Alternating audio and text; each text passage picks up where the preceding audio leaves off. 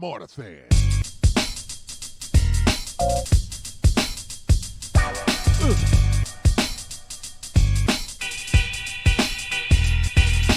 Mortar fan.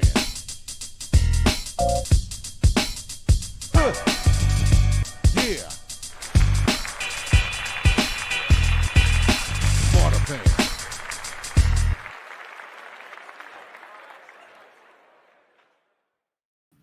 Hey, everybody, welcome to another segment of Smarter Fan Podcast, where we bring you behind the veil of sports, business, and life. I'm Joe. This is Barry. What's going on, Barry?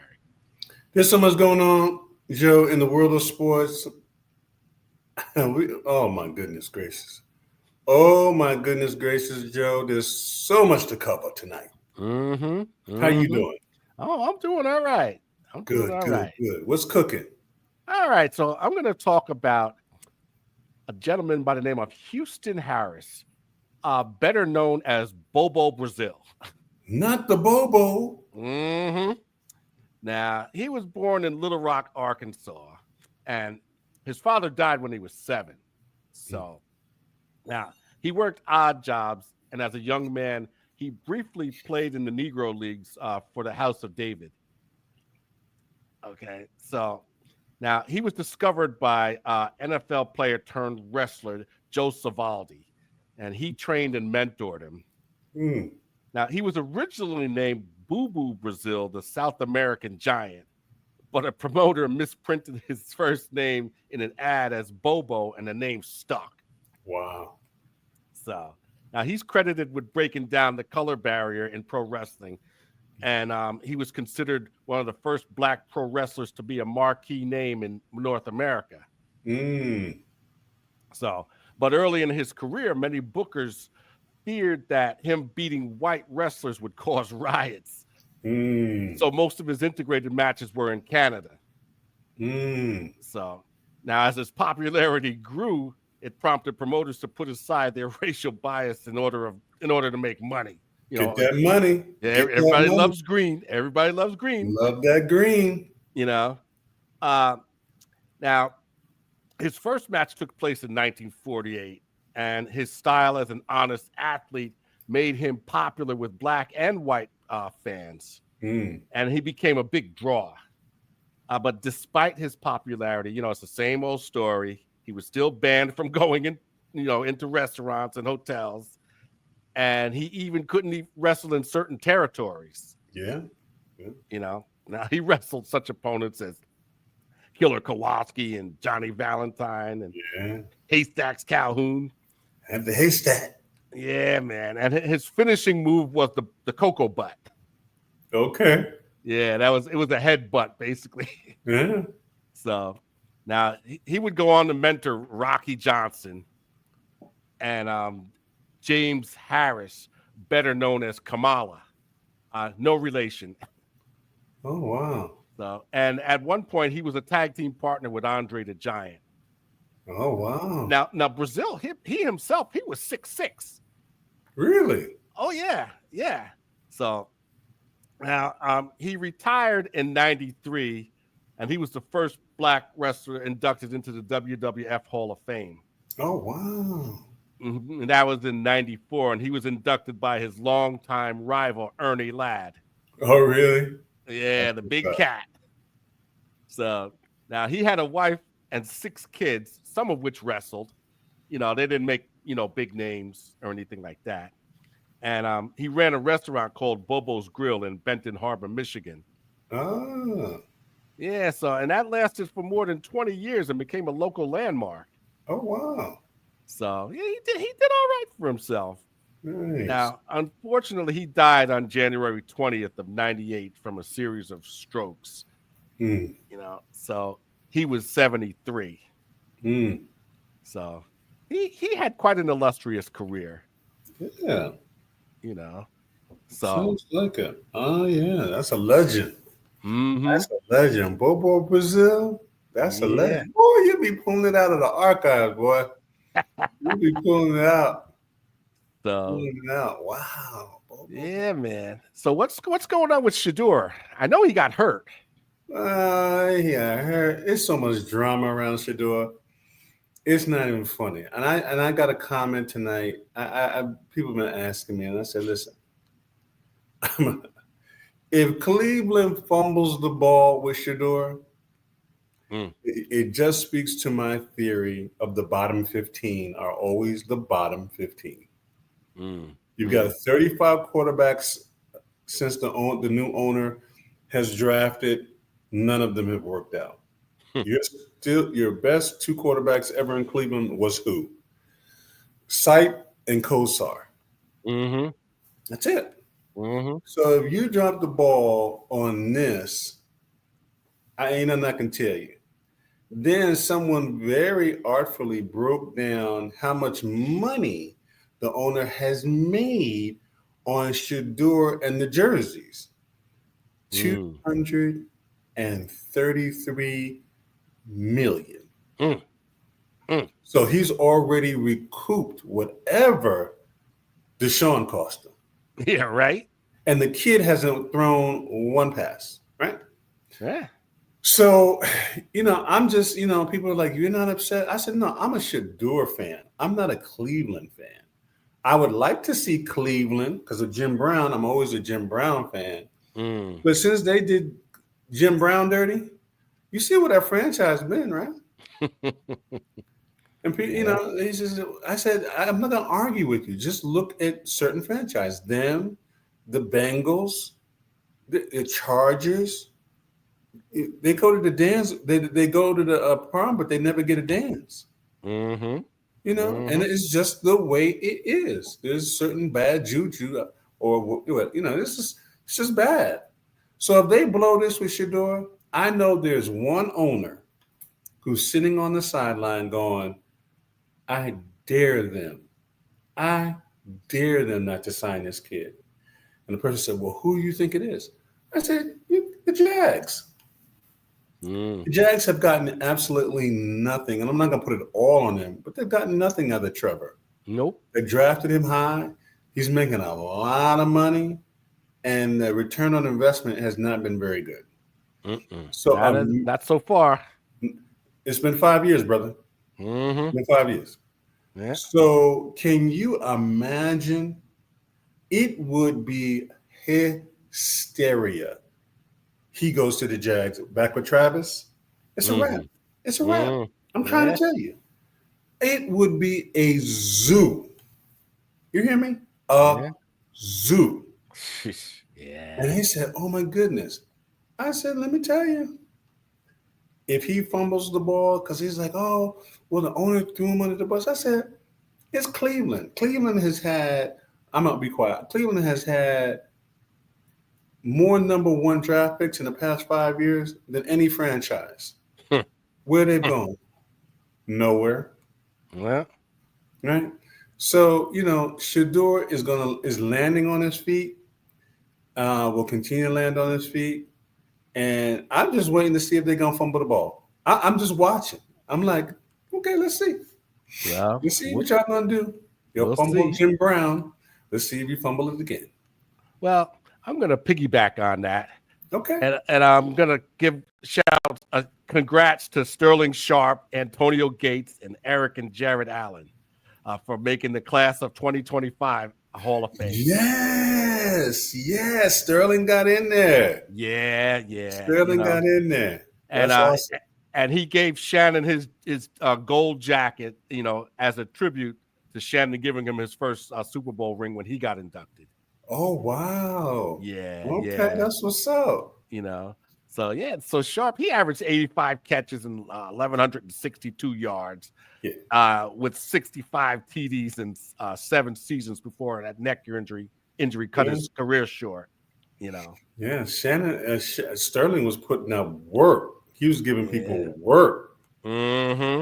Now, before the festivities started, Thurman Thomas took the stage, and he led the crowd in singing "Happy Birthday" to Marv Levy, who turned 100. Marv Levy's still alive? Yes, he is. that guy was coaching at 80. I'm telling you, man. I don't know what kind of vitamins Marv taking. Him and Pete Carroll. What in the world y'all eating? I'm telling you, it must be in the water or something. Wow, Marv. See, do you realize that Marv Levy, that means Marv Levy was born in the late 1925. 1920s? Yes. 1925. Oh my goodness. So did he come up on stage or?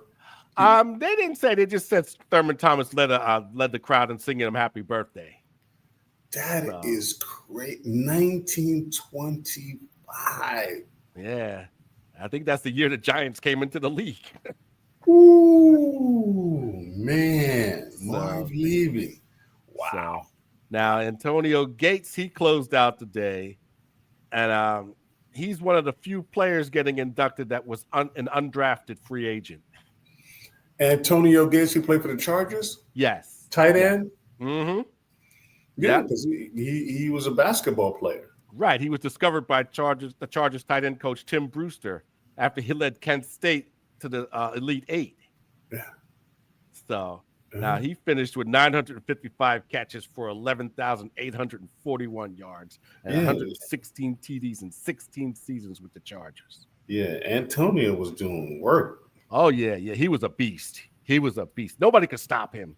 No, because because of that basketball background. So as tight end, you put anything on him, he's just jumping over you.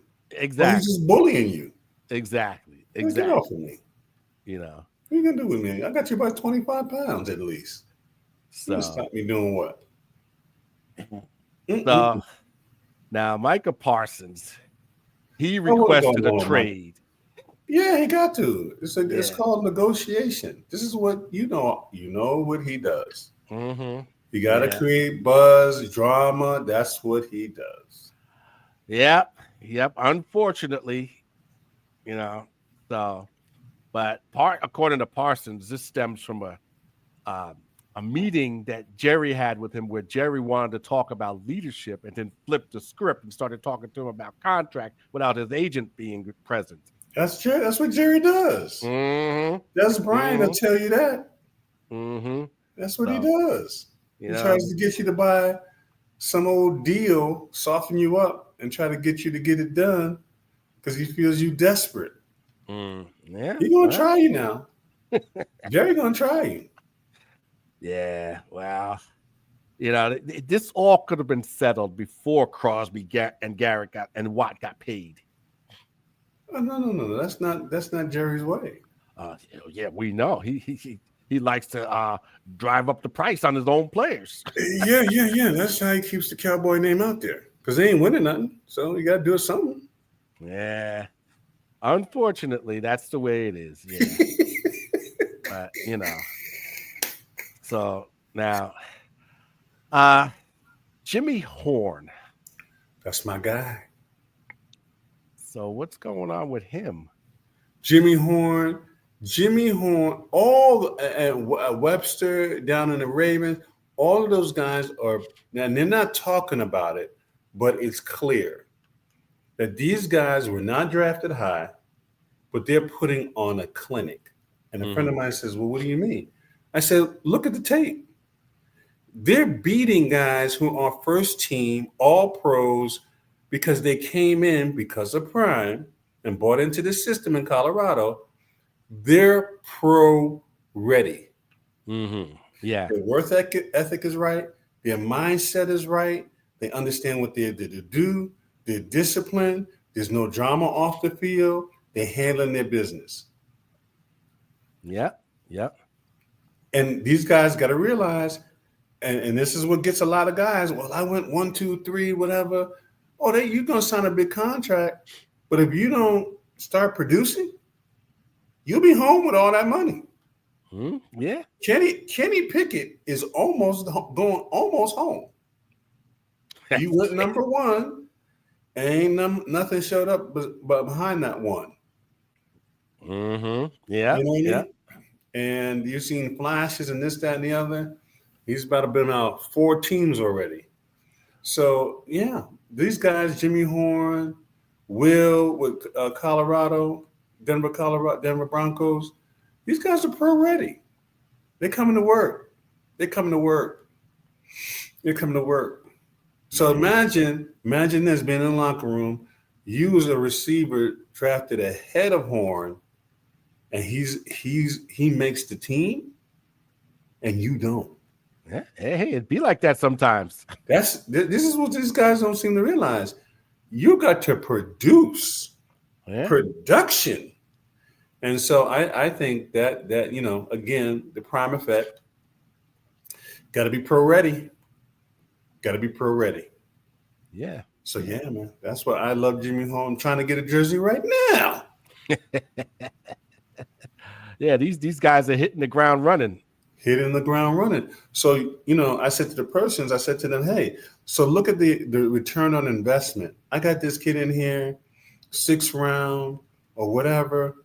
He's producing better than the ones that I drafted ahead of him. Mm-hmm. I'm getting him on a discount. Now, if he stays healthy and productive, I got to write a check. I got to write a check. Yeah. I got to write a check if I want to keep him. Because don't think people ain't trying to look. Okay. Yeah. Don't let him find his way to Kansas City. I'm trying to tell you right now. Let him find a way to Kansas City. It's a wrap. Yeah, definitely. Trying to tell you. Definitely. Don't say I didn't tell you, Joe. Mm-hmm. So what you got going? What you got cooking? I'm going to switch gears a little bit. Major League Baseball meets NASCAR. So, what? Yeah, man. They had the Speedway Classic over the weekend where they played a game at Bristol Motor Speedway in Tennessee. Really? Yeah. The Braves played the Reds, and they drew over 85,000 for this game. Really? Yeah, man. Now, unfortunately, the game got suspended because it rained. But before that, Johnny Bench and Chipper Jones were on hand to throw out the ceremonial first pitches. Yeah. So, Kyle Busch and Chase Elliott were on hand also for the festivities. Wow. Oh yeah, it was a big success. Big success. They came back to they came back the next day and they finished the game and the Braves won 4-2.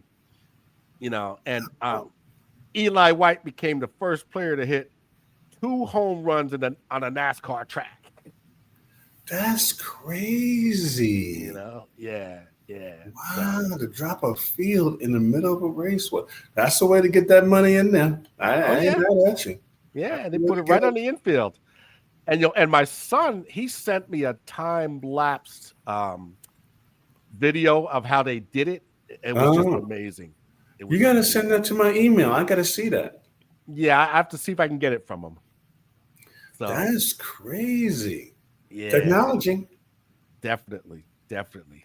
Now, the Yanks. I'm not going to rant. I'm merely going to state facts. Okay. Now, they got a bunch of fresh arms, and they still couldn't do nothing with the Marlins because the Marlins, first of all, how do you score 12 runs and still lose? Poor coaching. And then you got players wandering off second base because they don't know how many outs there are. You got players getting thrown out at third from 301 feet because they're not running hard. Mm-hmm.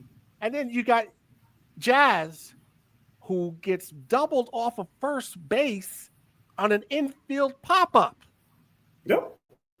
And then he had the nerve to say, oh, well, I'd do it again. Well, you know what, buddy? You just showed me how low your baseball IQ is. Yeah, that's really what's going on, man. So they got swept by the Marlins. They got the hell beat out of them by Texas. They got a closer who's his ERA is over 5. So how is he your closer? Because they ain't got nothing else. No, they just got a closer from the Pirates, and this guy's a lot better than what they got. But of course, Boone didn't put him in. So, now it's to the point now where even Jeter and A-Rod are chiming in. Uh-huh. They're saying, they're playing very sloppy baseball, which they've been, and there's just absolutely no accountability. you No, know and Boone, he defends these mistakes and these flaws. he has to. He paid him. I mean, but it's ridiculous. Well, you don't see Carlos Mendoza doing that. He calls his players out. Well, we see the results. So now I have to Carlos Mendoza, he sat next to Boone and as his bench manager, his bench coach, right? And Carlos Mendoza, what he did was he learned everything not to do. So, but it's just I'm just disgusted right now. But that's Well, neither here nor there. Well, I have some good news for you. My favorite player of all time, baseball player, my top three, has just bought into Yankee ownership, Reggie Jackson. So that is true. It is true. Oh, okay. Because I saw that on Facebook and I thought it was just clickbait. Yeah, I did too. But it didn't make any sense. But you can't let Reggie Jackson go somewhere else and win. It just doesn't make any economic sense. And that's what happened in Houston with Dusty Baker when they won it in Houston. Well, he left because he said that they weren't listening to him. He was just talking to the wall. Yeah, Reggie, Reggie. If you ain't paying attention, I'm out of here. You ain't hungry. So he's like, I'm out. Reggie,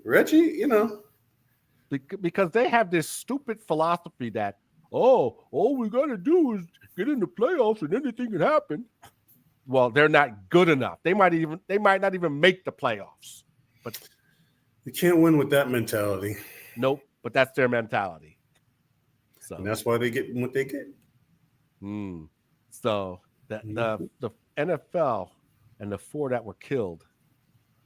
Yeah, I don't know. I don't know if I've got Smarter Fan gear on and these people are finding me. I don't know what's going on. But that situation with the NFL and again, that young man going to the NFL offices in Manhattan, killing himself and killing 4 others, largely due to CTE issues. And people were like, this, that. And I said, listen, it's so irresponsible for that to be happening. All they need to do is partner with someone like the Mayo Clinic.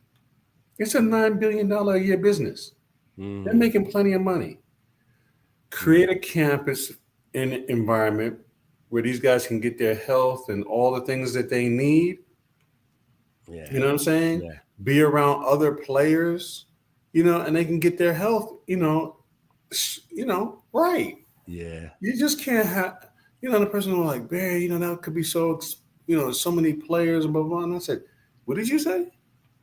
He said, there's so many players. I said, how many players do you think have played in the NFL from the beginning, let's say the 20s?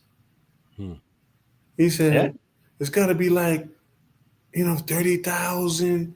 I'm like, no, maybe 5,000. I'm like, what? I said, yeah. And then you got to cut that number down for guys who don't need it, right? And, they're all along the spectrum. But you partner with the Mayo Clinic, you get to write it off anyway. These guys are right next to the Hall of Fame, so they get, they can do signing things, memorabilia things, all kinds of things to keep them, you know what I'm saying? If they need it. A lot of these guys who retired, they made so much money, they were smart with it. They don't even want the pension. You know what I mean? Yeah. And so, I told the person that is what the gross negligence is. It's like you could be helping these guys. It doesn't have to be this way. And we're not talking about a lot of guys. It could be maybe on the high end 1,000, probably somewhere between 500. So think about it. You build a nice facility right next to the Hall of Fame, right? Nice campus, best medical facilities, everything they need. How do you go wrong? You're building one on the East Coast, West Coast, in the middle in tech, right? So wherever they are, teams want to do branding with these guys. You know what I'm saying? It could be it could actually generate revenue. Yeah. But greed is a monster. Unfortunately for this young man, he was seeking help. Yes. They couldn't diagnose what was wrong with him, and his mental health issues got worse. He was treated for depression. Mm-hmm. He was held twice involuntarily for mental health reasons, So, but he was trying to get help. That's what's so bad about it. That's what's so bad about it. Because guys are on different spectrum. There's different things that affect people. Like you say, he was, it may not have been CTE. It may have been depression. You don't know what has happened in his life, what things have happened. You don't know. Because life. It doesn't matter that you're a pro athlete. Things happen. Look at Coach Prime. He's like, I didn't even know I had cancer. I went there for one thing, and they told me I got something else going on. That could take me out of here. Yeah, definitely. So, but this kid, he believed he had CTE, but according to a friend of his, he never gave any indication of any anger towards the NFL. He said the only thing he said was, the only thing he said was that they should get the high school football players better equipment. Yeah, it's true. It's true. I remember we grew up with bike. I remember when bike helmets and pads came out, I could never figure out how that company ever went out of business. Because the padding and the equipment was first rate, bro. Yeah. First rate quality equipment. Well, you remember when all the linebackers wore the collars? The collars, yeah. How come they don't do that anymore? I don't know. And I know bike had some pads that had the built-in collar. Yeah. And Brian Cox used to wear that pad, that was on the back of his. That's right. Back of his neck. So I don't know what happened, but it's just gross negligence. Just gross negligence. Greed, bro. Greed. It's a terrible thing. Yes, it is. Terrible thing. We'll have to stop right there. Well, man, I didn't even get to talk about Coach Prime, but next time we'll get to Coach Prime. But hey, man, it's good to see you. Glad all is well. And as we say on Smarter Fan Podcast, Joe, stay in the game. Stay in the game. See you next week, family. All right. Good night. Be well. Take care now. Smarter Fan.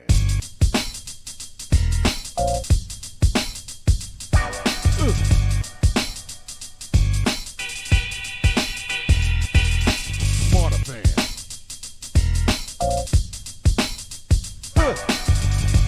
Yeah. Smarter Fan.